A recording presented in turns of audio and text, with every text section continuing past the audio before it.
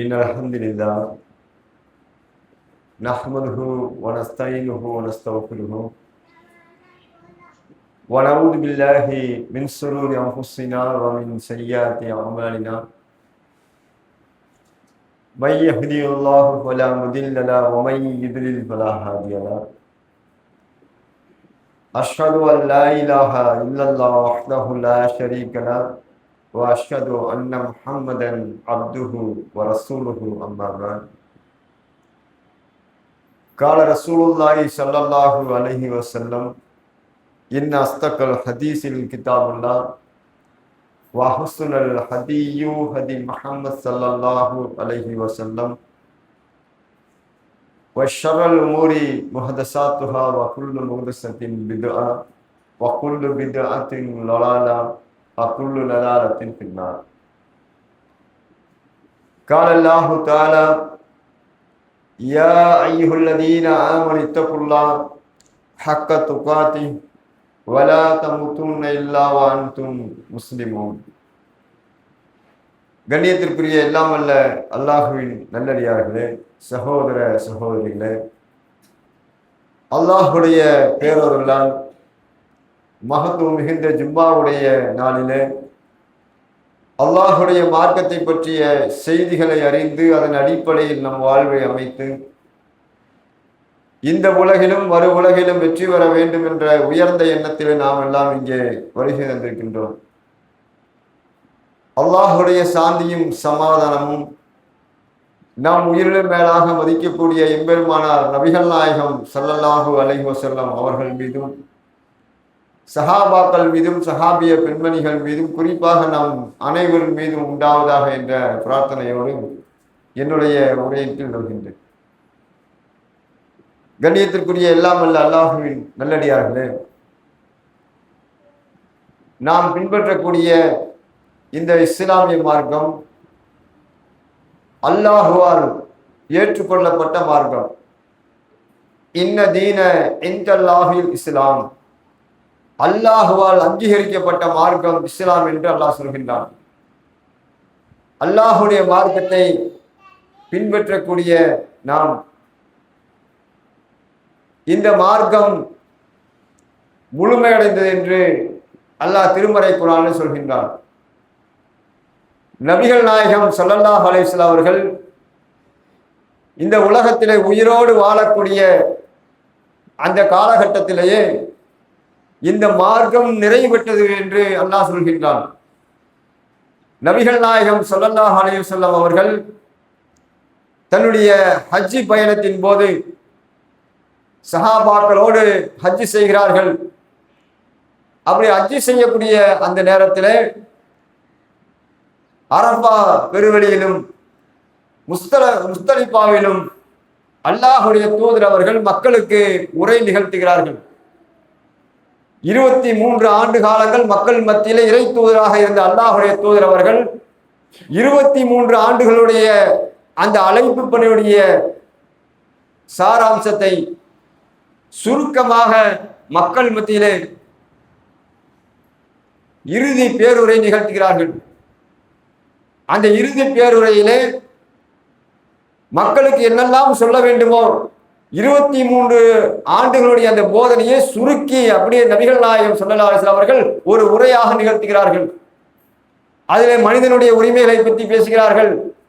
ஒரு மனிதனுடைய மானம், மரியாதை, அவனுடைய உயிர், அவனுடைய செல்வம் புனிதமானது. அதே போல தொழுகையை பற்றி அல்லாஹுடைய தூதர் அதனுடைய முக்கியத்துவத்தை சொல்கிறார்கள். கணவன் மனைவி இருவருக்குள்ள அந்த உறவு முறை, அவருடைய உரிமைகளை பற்றி அல்லாஹுடைய தூதர் அவர்கள் பேசுகிறார்கள். இப்படி மனிதர்களுக்கு தேவையான முக்கியமான விஷயங்களை அல்லாஹுடைய தூதர் சொன்ன இடம்தான் ஹஜ்ஜத்துல் விதா, இறுதி பேருரை. அந்த இறுதி பேருரையில மக்களுக்கு சொல்ல வேண்டிய எல்லா விஷயங்களையும் சுருக்கி சொல்கிறார்கள்.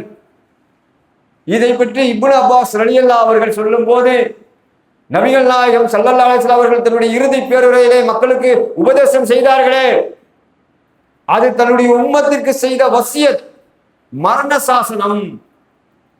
நபிகள் நாயகம் ஸல்லல்லாஹு அலைஹி வஸல்லம் அவர்கள் நம்மை விட்டு மிக விரைவில் செல்ல போகிறார்கள் என்பதற்கு அடையாளமாக இருந்தது என்று இப்னு அப்பாஸ் ரலியல்லாஹு அவர்கள் கண் கலங்கியவர்களாக அழுதவர்களாக சொல்லுகிறார்கள். அந்த நேரத்தில் தான் திருமறை குர்ஆனிலே அல்லாஹ் வசனத்தை இருக்கின்றான், அல் யௌம அக்மல்து லக்கும் தீனக்கும் வ அத்மம்து அலைக்கும் நிஅமத்தி வ ரலீது லக்குமுல் இஸ்லாம தீனா. நாம் இந்த மார்க்கத்தை இன்றோடு நாம் பூரணப்படுத்தி விட்டோம், முழுமைப்படுத்தி விட்டோம் என்று அல்லாஹ் சொல்கின்றான். நபிகள் நாயகம் ஸல்லல்லாஹு அலைஹி வஸல்லம் அவர்கள் உயிரோடு இந்த உலகத்தில் வாழக்கூடிய அந்த காலகட்டத்திலேயே இந்த இஸ்லாமிய மார்க்கம் முழுமையடைந்த மார்க்கம். முழுமையடைந்த மார்க்கம்னா என்ன? என்ன அமல்கள் செய்ய வேண்டுமோ எல்லாம் சொல்லி முடிச்சாச்சு, என்ன சட்டங்கள் சொல்ல வேண்டுமோ எல்லாம் சொல்லி முடிச்சாச்சு. கூட்டுவதற்கோ குறைப்பதற்கோ எந்த ஒரு நிலையும் இல்லை. அப்படிப்பட்ட ஒரு முழுமைப்படுத்தப்பட்ட மார்க்கம். நபிகள் நாயகம் ஸல்லல்லாஹு அலைஹி வஸல்லம் அவருடைய மரணத்துடைய அடையாளமாக சஹாபாக்கள் இந்த வசனத்தை பார்த்தார்கள். மார்க்கம் முழுமை பெற்று விட்டது என்று சொன்னால் நபிகள் நாயகத்துக்கு நீ வேலை இல்லை. அல்லாஹ்வுடைய தூதரவர்கள் நம்மை விட்டு மிக விரைவில் நம்மை விட்டு பிரிய போகிறார்கள். இந்த உம்மத்திற்கு அவர்கள் செய்த வசியத்து தான் இறுதி பேருரை என்று இந்த வசனம் இறங்கியதற்கு பிறகு சஹாபாக்கள் உணர்ந்து கொண்டார்கள் என்ற செய்தியை ஹதீஸ்களில் பார்க்கிறோம். அப்ப நாம் பின்பற்றக்கூடிய மார்க்கம் நபிகள் நாயகம் ஸல்லல்லாஹு அலைஹி வஸல்லம் அவர்கள் உயிரோடு வாழும் போது முழுமைப்படுத்தப்பட்டு விட்டது.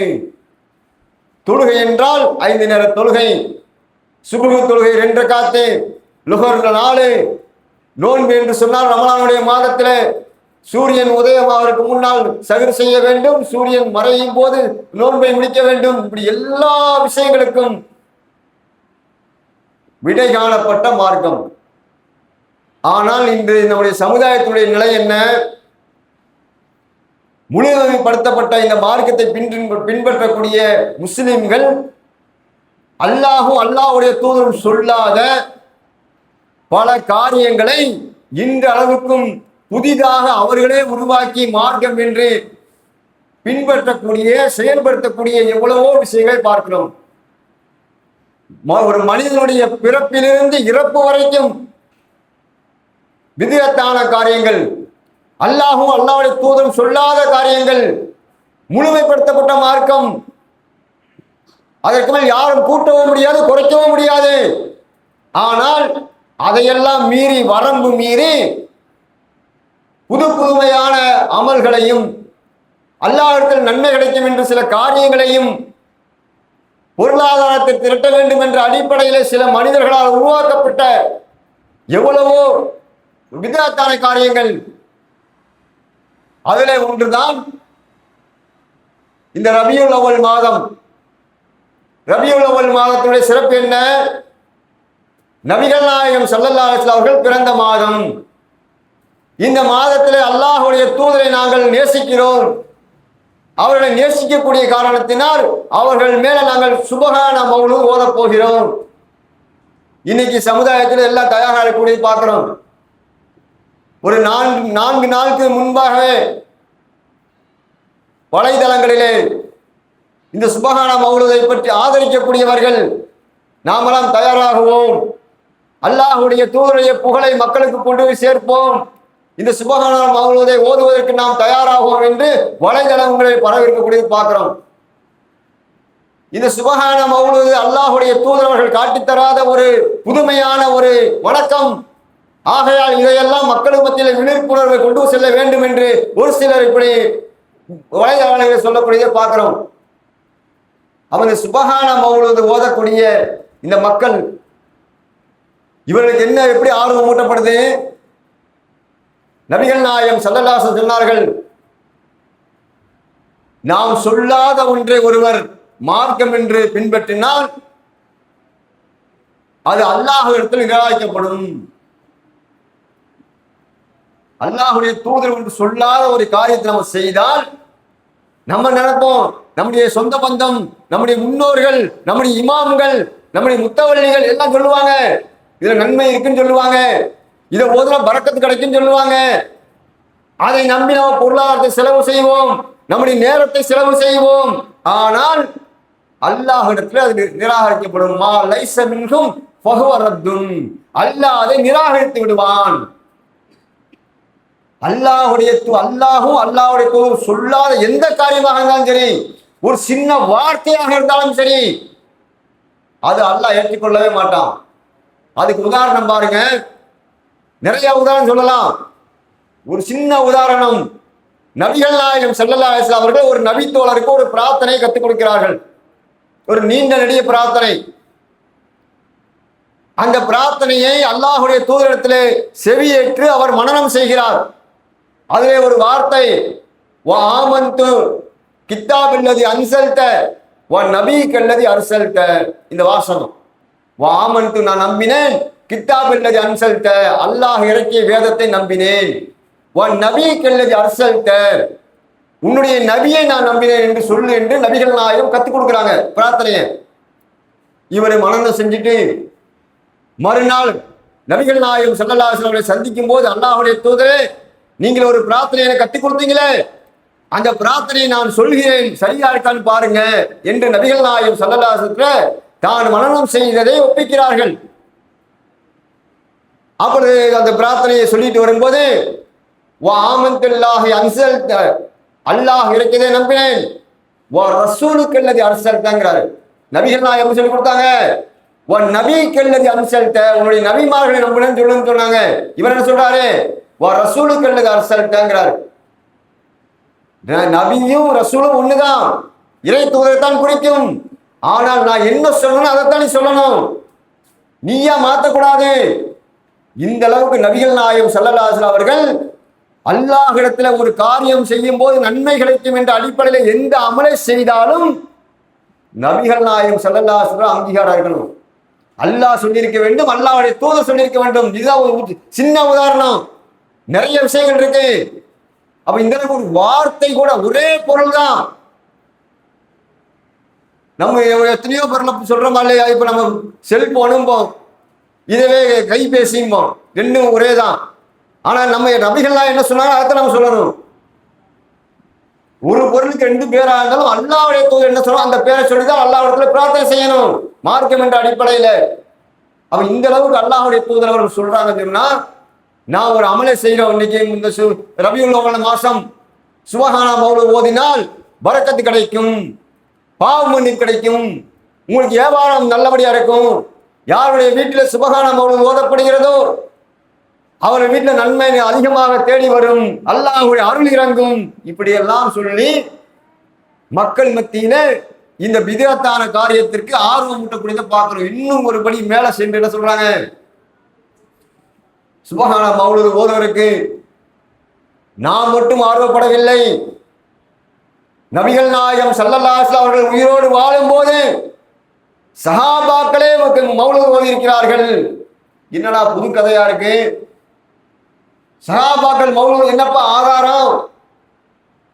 ஹஸ்ஸான் பின் சாபித் ரலியல்லாஹு அவர்கள் நபிகள் நாயகம் ஸல்லல்லாஹு அலைஹி வஸல்லம் அவர்களை புகழ்ந்தார்கள், கவிதை பாடினார்கள், புகழ்ச்சி மாலை சூட்டினார்கள். அவர்களுக்கு அல்லாஹ்வுடைய தூதர்கள் மெம்பரை அமைத்து கொடுத்து, என்னை புகழுங்கள், உங்களுக்கு ஜிப்ரீல் உதவி செய்வார் என்றெல்லாம் சொன்னார்கள் என்று சஹாபாக்கள் மீது மிகப்பெரிய ஒரு பொய்யை கொஞ்சமும் பயம் இல்லாமல் அல்லாஹ்வுடைய மார்க்கத்திலே சொல்லி இருக்கக்கூடியதை பார்க்கிறோம். ஹஸ்ஸான் பின் சாபித் ரலியல்லாஹு அவர்கள் கவிதை பாடினார்கள், உண்மைதான். சஹீஹ் முஸ்லிம், புகாரி போன்ற ஹதீஸ் கிதாபுகளில் இருக்கிறது.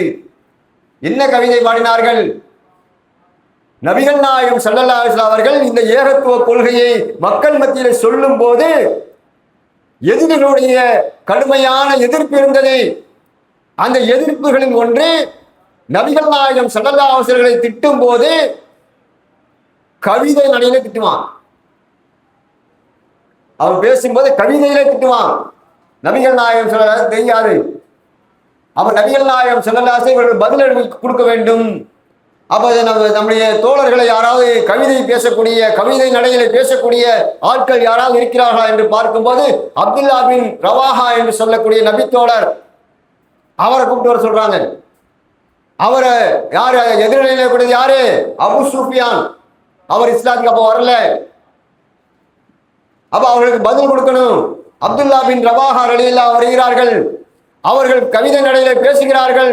நபிகள் நாயகம் ஸல்லல்லாஹு அலைஹி வஸல்லம் அவர்களுக்கு அது திருப்தி வரவில்லை. வேற யாருக்கான் கூப்பிட்டு வாங்கங்கிறாங்க. அப்பொழுதுதான் இந்த ஹஸ்ஸான் பின் சாபித் ரலியல்லாஹு வர்றாங்க. அப்புறம் அல்லாஹ்வுடைய தூதர் அவர்கள், நீங்கள் அவர்களை திட்டும், அவர் எங்களுடைய வம்சாவளிதான், அவர்களை நீங்கள் வசைபாடும் போது, கவிதை நடையில் அவர்களை திட்டும் போது எங்களையும் திட்டி விடாதீர்கள். அல்லாஹ்வுடைய தூதர் செய்ய மாட்டேன். மாவு குலைக்கும் போது அதுல ஒரு ரோமம் முடி இருந்தால் எப்படி நம்ம எடுப்போமோ அதுபோல உங்களை நான் தனியா எடுத்துருவேன். இதுதான் ஹதீஸ். எதிரிகளை கவிதை நடையை திட்டுவதற்கு தான் நபிகள் நாயகம் ஹஸ்ஸான் பின் சாபித் ரலியல்லாஹு அவர்களை அழைத்தார்களே தவிர, என்னை பற்றி நீங்கள் புகழ் பாடுங்கள், என்னை பற்றி கவிதை பாடுங்கள் என்று அல்லாஹ்வுடைய தூதர் அழைக்கவில்லை. சஹாபாக்கள் மீது வழிபடக்கூடியது பார்க்கிறோம். அந்த புதுசா அவர்கள் வெளியிட்டிருக்கக்கூடிய சுந்தர தமிழில் சுபஹான மௌலுத் என்ற அந்த புத்தகத்துல முகப்பு உரையில பார்க்கலாம் இந்த சொன்ன சம்பவத்தை. அவ இந்த சுபஹான மௌலுதை இயற்றியது யாரப்பா அப்படின்னு கேட்டா, கஸ்ஸாலி என்று சொல்லக்கூடியவர் என்று நம்பப்படுகிறது. அந்த சுபஹான மௌலுதை எழுதியவர் யாருன்னே தெரியல. அதற்கு அந்த நூலை எழுதி ஆசிரியர் விளக்கம் கொடுக்கிறாரு. யார் எழுதினான்னு தெரியலாட்டி என்ன, சொன்ன கருத்து நல்லா இருக்கா, இதைத்தான் பார்க்க வேண்டும். தமிழகத்தில் எவ்வளவோ நூல்கள் இருக்கிறது, தமிழை சொல்லக்கூடிய இலக்கியங்கள் அதிகமாக இருக்கக்கூடிய நூல்கள் இருக்கிறது. அந்த நூலினுடைய ஆசிரியர்கள் யாரும் தெரியாது, ஆனால் அதை நம்ம ரசிக்கிறோமா இல்லையா? அது போல இஸ்லாமிய மார்க்கத்தின் பேரால் அல்லாஹ்வுக்கு இணை வைக்கக்கூடிய கருத்துக்களை உள்ளடக்கிய இந்த சுபஹான மௌலுதை யார் எழுதினாலும் தெரியல. ஆனா மக்கள் மத்தியிலே மிகப்பெரிய பிரபலம். எந்த அளவுக்கு பிரபலம் வரீங்க? நாங்க குர்ஆனை பற்றி சொல்லும் போது, அல்லாஹ்வுடைய வார்த்தையா இருக்கக்கூடிய குர்ஆனை பற்றி சொல்லும் போது நம்ம என்ன சொல்லுவோம்? குர்ஆன் ஷரீப் சொல்லுவோமா இல்லையா? இதே வார்த்தைய மௌலூது ஷரீஃப்ங்கிறோம். குர்ஆனுக்கு ஈக்குவலா சொல்றான். எவன் எழுதுனானே தெரியல. அப்படிப்பட்ட அல்லாஹ்வுக்கு இணை வைக்கக்கூடிய, நரகத்துல போய் தள்ளக்கூடிய கருத்துக்களை உள்ளே அடக்கிய இந்த சுபஹான மௌலுதுக்கு பேர் என்னவா? சுபஹான மௌலுது ஷரீஃபா, மௌலூது ஷரீஃப் இதுக்கு பேரு.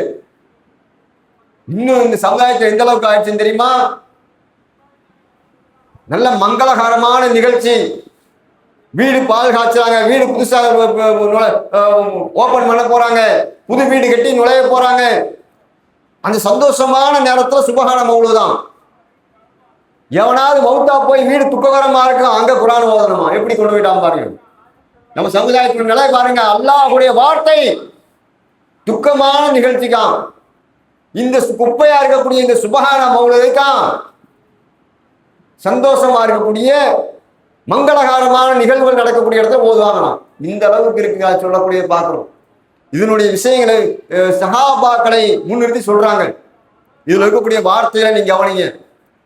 சஹாபாக்கள் ஓதுனாங்கன்னு சொல்றாங்களே, இவர்கள் சொல்லக்கூடிய அந்த வார்த்தையும் சஹாபாக்களுடைய நிலையும் எப்படி இருந்துன்னு பாருங்க. என்ன சொல்றாங்க? இதுல ஒரு வார்த்தை வருது, அந்த சத்தாருல் மசாவி. நிறைய இருக்கு, ஜும்மால கம்மியா தான் பேச முடியும். அதுக்காக முக்கியமான சம்பவம் மட்டும் பாருங்க. இந்த சுபஹான மௌலூதிலே நமக்கு நன்மையை பெற்றுத்தரும், அல்லாஹ்வுடைய அருளை பெற்றுத்தரும், நாளைக்கு சொர்க்கத்துல போய் சேர்த்துரும் என்று நினைக்கக்கூடிய இந்த சுபஹான மௌலூதிலே நம்மை நரகத்திலே போய் தள்ளக்கூடிய வார்த்தை தான் இருக்கு என்பதற்கு ஒரு சில விஷயங்கள், ஒரே ஒரு 2-3 சில சாம்பிள் விஷயங்களை மட்டும் பார்ப்போம். அது அந்த சத்தாருல் மசாவி. நீங்களா நபிகள் நாயகம் ஸல்லல்லாஹு அலைஹி வஸல்லம் அவங்களை பார்த்து பாடக்கூடிய அடிப்படையில் இருக்கு, நீங்கள் தான் எங்களுடைய பாவங்களை மறைத்து மன்னிக்கக்கூடியவர். அல்லாஹ் அக்பர். நம்ம ஏதாவது பாவம் செஞ்சிருவோம், தொழுதிருக்க மாட்டோம், விபச்சாரம் பண்ணியிருப்போம், வேற வேற தப்புகள் பண்ணியிருப்போம். இதை என்ன பண்ணுவாங்களா நபிகள் நாயகம்? அல்லாஹ்வுக்கு தெரியாம மறைச்சிருவாங்களாம். இப்படி ஆற்றல் நபிகள் நாயகத்துக்கு இருக்குன்னு சுபஹான மௌலூதுல ஓதி படிச்சு எழுதி வச்சிருக்கான். இந்த சத்தாருங்கிற வார்த்தை இருக்கா இல்லையா, நம்ம பேர் வைப்போமா இல்லையா, அப்துல் சத்தார் பேர் வைக்கிறோமா இல்லையா? இந்த சத்தாருங்கிற வார்த்தை அல்லாஹ்வுக்குரிய வார்த்தை. இந்த சத்தாருடைய அர்த்தம் என்ன? மறைத்து மன்னிக்கக்கூடியவன் அர்த்தம். இது அல்லாஹ்வுடைய தன்மை. இது மறுமை நாள்ல சில பேர் போய் நிற்பான், அல்லாஹ் மட்டும் வணங்கியிருப்பான், இணை வச்சிருக்க மாட்டான், ஏதோ ஒரு தவறு பண்ணியிருப்பான், பெரும் பாவங்களை பண்ணியிருப்பான். அல்லாஹ் மறுமையில பாரு நீ செஞ்ச தவறுகள்லாம் பாருலான்னு சொல்லி பட்டியல கொடுப்பான் கையில. உடனே படிச்சு பார்ப்பான், நீ செஞ்ச தவறுலாம் இருக்கா அப்படின்னு எல்லாம் கேட்பான். இப்படியே படிச்சு பார்ப்பான். இப்படி பார்த்துட்டு என்னடா இது 2-3 மிஸ் ஆகிருக்கேன்பான். நாம் சில தவறுகளை செஞ்சோம். சில தவறுகள் எல்லாம் அல்லாஹ் பட்டியலில் போட்டிருக்கான். சில தவறுகள் காணுமேன்னு நினைப்பான். இது யாரு என்ன காரணம்? அல்லாஹுக்கு இணை வைக்காமல் இருந்த காரணத்தினால் அவனுடைய பாவத்தை அல்லாஹ் மறைத்து மன்னிச்சிருவான். இது அல்லாஹ்வுடைய தன்மை, யாருக்கும் தெரியாது.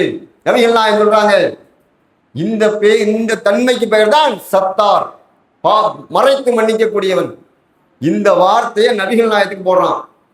அந்த சத்தாருல் மசாவி, எங்களுடைய பாவங்கள் எல்லாம் மறைக்கக்கூடியவரே. சஹாபாக்கள் மேல பழைய போடுறிய, சஹாபாக்கள் இந்த மௌலூத் ஓதுனாங்கன்னு சொல்றீங்க. இந்த வார்த்தைக்கு சஹாபாக்களுடைய நிலை எப்படி இருந்துச்சு? சஹாபாக்கள் அப்படித்தான் நம்பினாங்களா? அல்லாஹுடைய தூதருக்கு எதுவுமே மறைந்தது கிடையாது. எல்லாம் நபிகள் நாயகத்தை மறைக்கவே முடியாது. அல்லாஹ் நாம் செய்யக்கூடிய பாவத்தை எல்லாம் அல்லாஹ் விட்டு மறைத்துருவாங்க நம்பிக்கை அவங்கள்ட்ட இருந்துச்சா? அவங்க எப்படி என்ன நினைச்சாங்க சஹாபாக்கள்? நபிகள் நாயகத்தை நாம் ஏமாற்றி விடலாம், நாம் செய்த பாவங்களை அவளை விட்டு நாம் மறைக்கலாம், ஆனால் அல்லாஹ் விட்டு மறைக்க முடியாது என்றுதான் சஹாபாக்களுடைய நிலை இருந்தது. அதுக்கு ஒரு சம்பவத்தை பாருங்க. நீங்க எல்லாம் கேள்விப்பட்ட ஹதீஸ் தான். கௌப் பின் மாலிக் ரலியல்லாஹு அன்ஹு பற்றிய செய்தி உங்களுக்கு தெரியும். கௌப் பின் மாலிக் ரலியல்லாஹு அவர்கள் தபூக் போர்க்களத்திற்கு செல்லாமல் இன்னைக்கு போலாம் நாளைக்கு போலாம் என்று அசால்ட்டாக இருந்துவிட்டு அந்த போர்க்களத்துக்கு செல்லாமல் பின்தங்கிய ஒரு நபர்.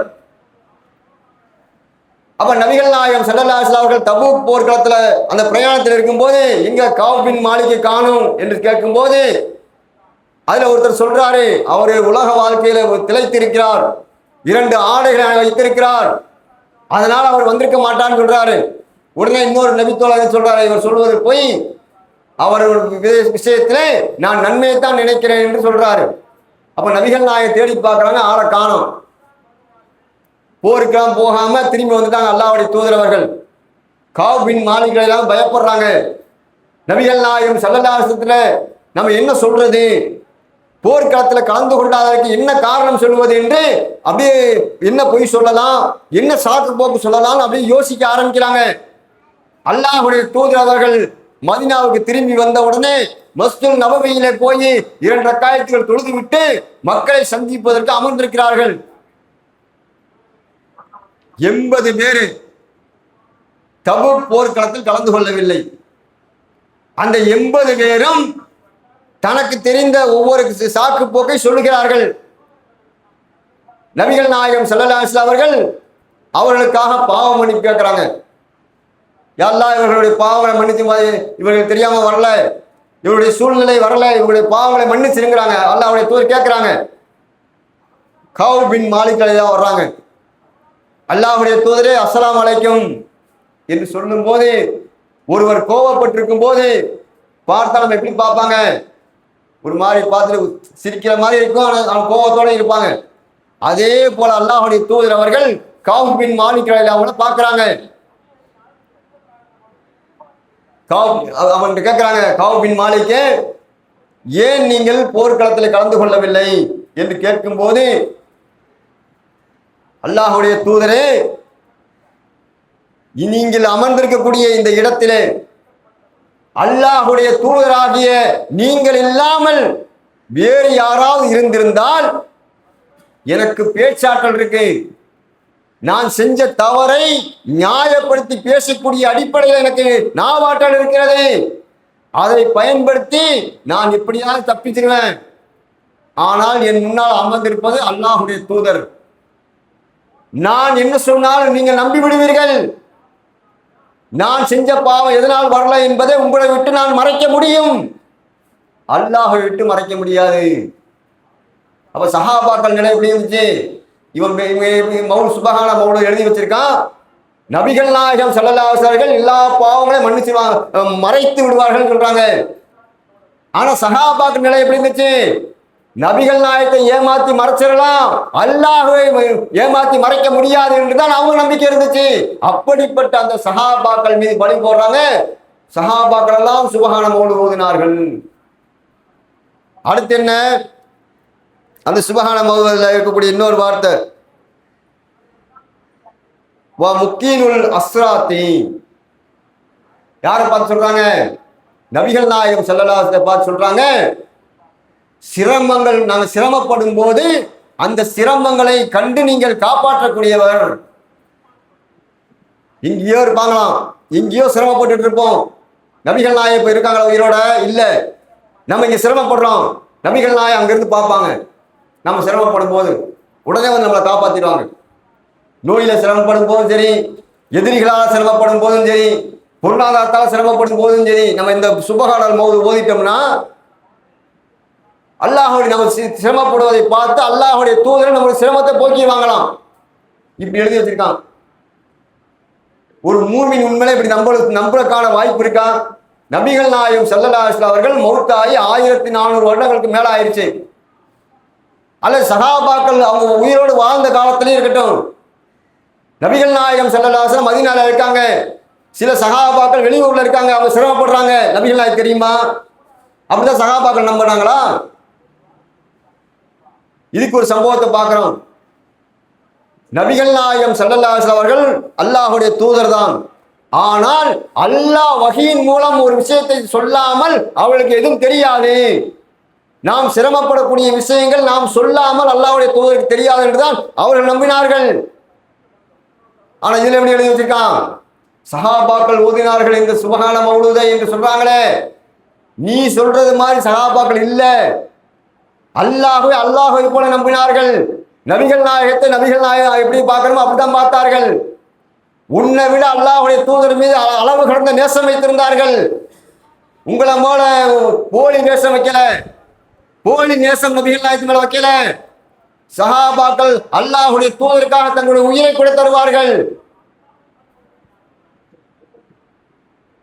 குபைப் வழியில் அவருடைய சம்பவத்தை பார்க்கிறோம்.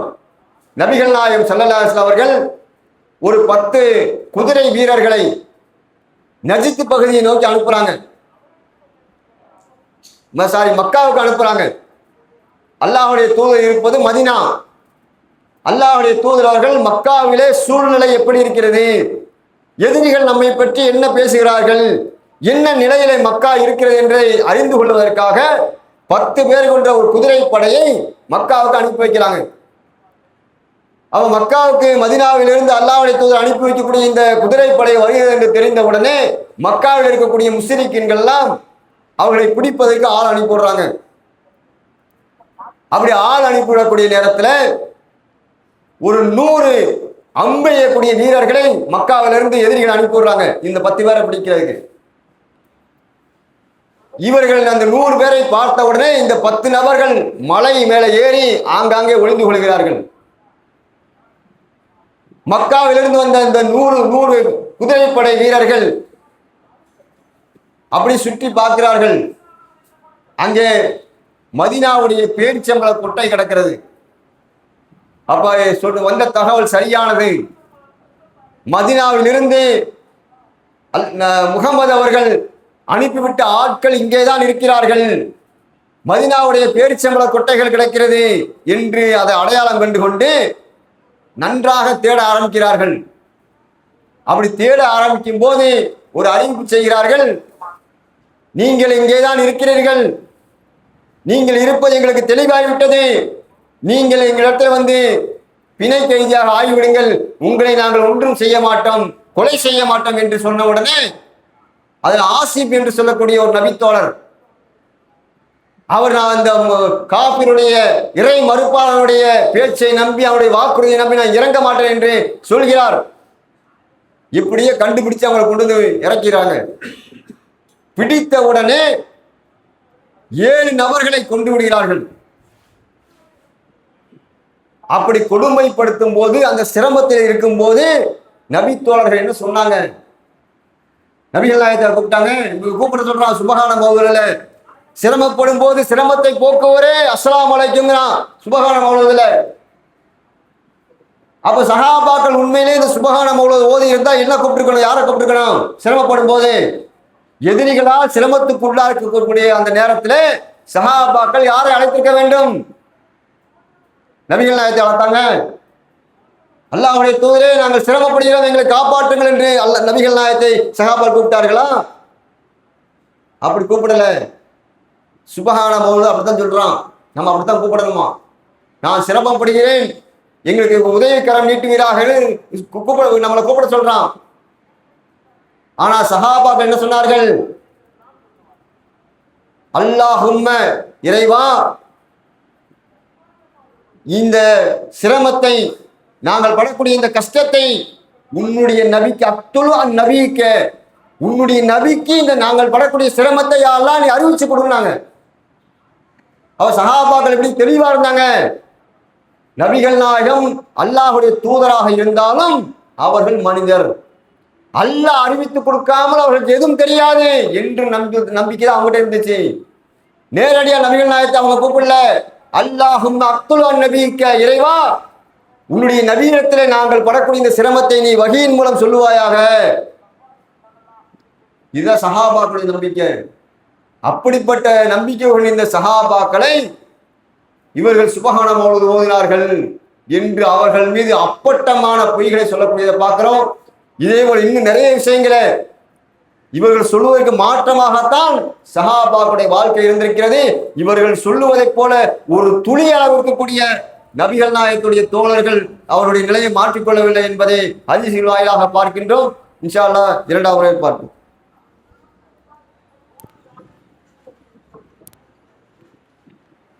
அல்ஹம்துலில்லாஹி ரப்பில் ஆலமீன். அல்லாஹும்ம ஸல்லி அலா முஹம்மத் வ அலா ஆலி முஹம்மத் கமா ஸல்லைத அலா இப்ராஹீம வ அலா ஆலி இப்ராஹீம இன்னக ஹமீதும் மஜீத்.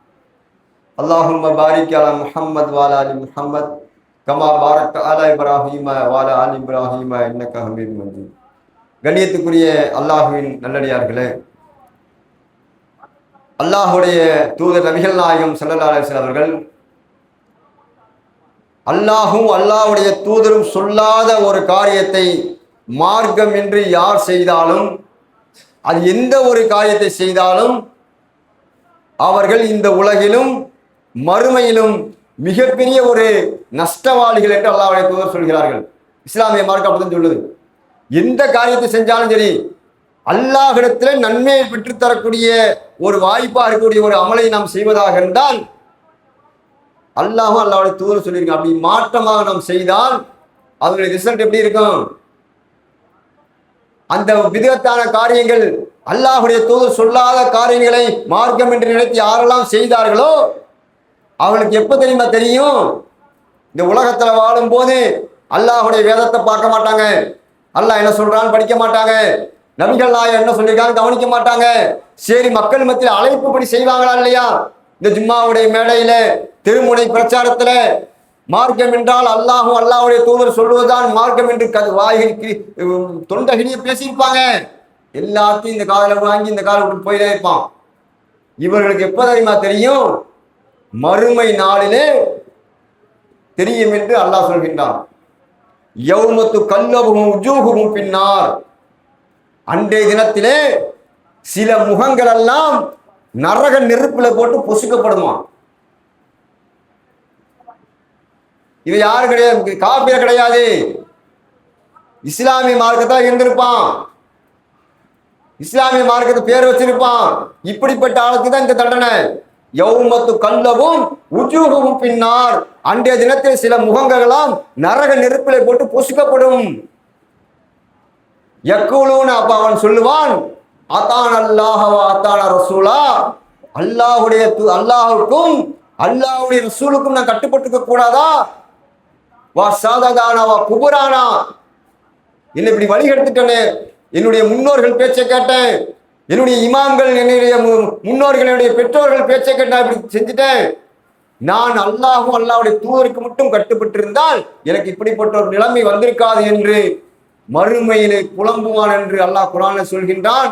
இந்த புலம்பல் நாமும் புலம்பாமல் இருக்க வேண்டும் என்றால் நாம் அல்லாஹ்விடத்தில் நன்மை கிடைக்கக்கூடிய எந்த அமலாக இருந்தாலும், இஸ்லாமிய மார்க்கம் என்று எந்த அமலை நாம் பின்பற்றினாலும், எந்த நல்லறங்களை செய்தாலும் அல்லாஹ்வும் அல்லாஹ்வுடைய தூதரும் சொல்லியிருக்கிறார்களா என்று பார்த்து நாம் செய்தால் இதற்கு வெகுமதி கண்டிப்பாக கிடைக்கும்.